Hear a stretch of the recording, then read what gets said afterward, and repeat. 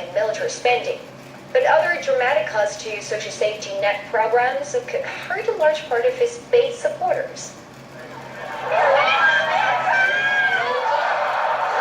Trump was particularly popular with white working-class males aged 40 and older with some to no college, and white women without a degree living in suburban and rural areas. It's a demographic that in some cases benefits from the government programs President Trump proposes cutting.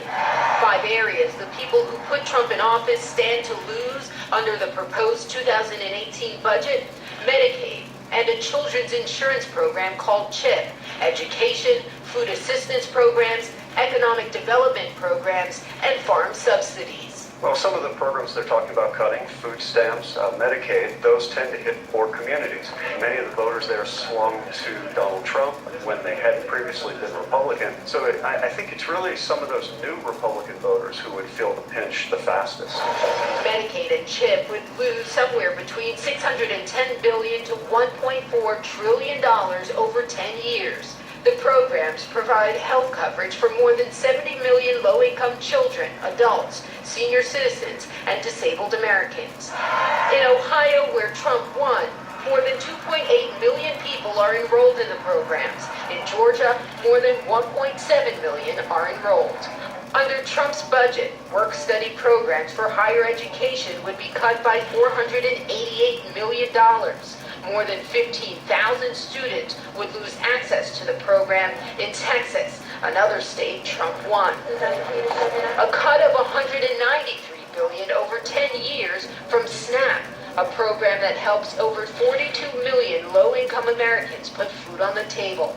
CNN found 7 of the 10 states that have the largest share of people on SNAP voted for Trump.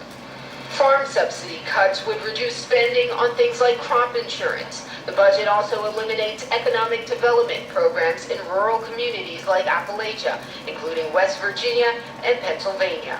I live in Appalachia. When the money gets doled out, I know personally from history where how that money gets allocated. After the budget rollout, Director Mick Mulvaney getting some pushback from Republican lawmakers. My reaction is it's probably dead on arrival. But don't expect Trump voters to give up on the man they elected just yet.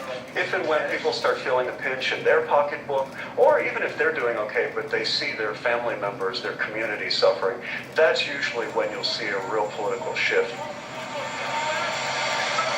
And now let's take a look at some economic news from Europe. Up first,